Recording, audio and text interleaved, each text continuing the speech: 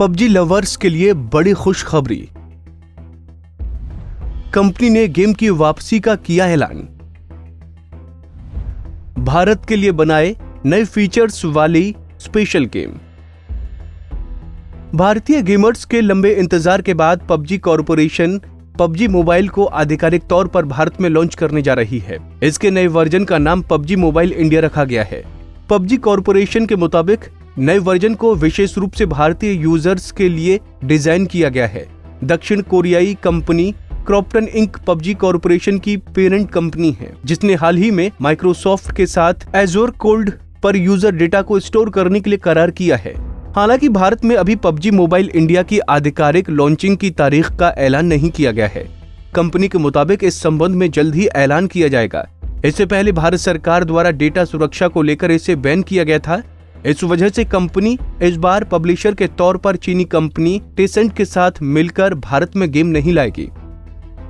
PUBG Corporation की ओर से जारी बयान में कहा गया, प्लेयर्स अननोन बैटलग्राउंड यानी पबजी की क्रिएटर पबजी कॉर्पोरेशन ऐलान करती है कि भारत में पबजी मोबाइल इंडिया की तैयारी चल रही है। कंपनी के मुताबिक भारत के लिए खास तौर पर तैयार की गई पबजी मोबाइल इंडिया यूजर्स को सिक्योर और हेल्दी गेम प्ले का मौका देगी।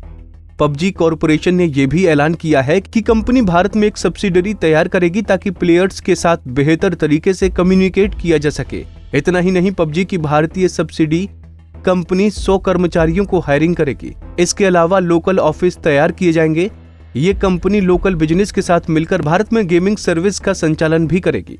पबजी कॉर्पोरेशन की पेरेंट कंपनी क्राफ्टन ने भारत में कुल $100 मिलियन निवेश करने का ऐलान किया है। कंपनी की ओर से ये निवेश local games, e sports, entertainment और आईटी इंडस्ट्रीज में किया जाएगा। कंपनी का दावा है कि ये निवेश भारत में किसी भी दक्षिण कोरियाई कंपनी द्वारा किया जाने वाला सबसे बड़ा निवेश होगा।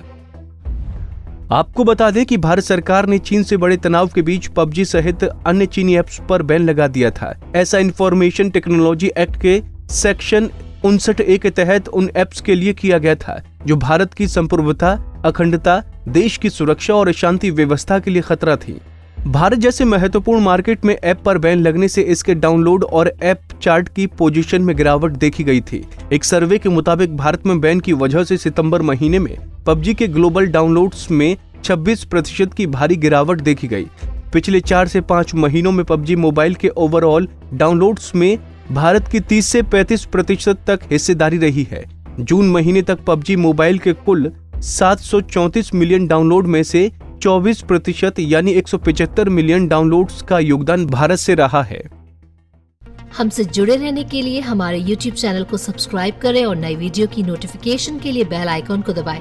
अगर आप ये वीडियो Facebook पर देख रहे हैं तो लाइक जरूर करें और ज्यादा से ज्यादा शेयर करें। धन्यवाद।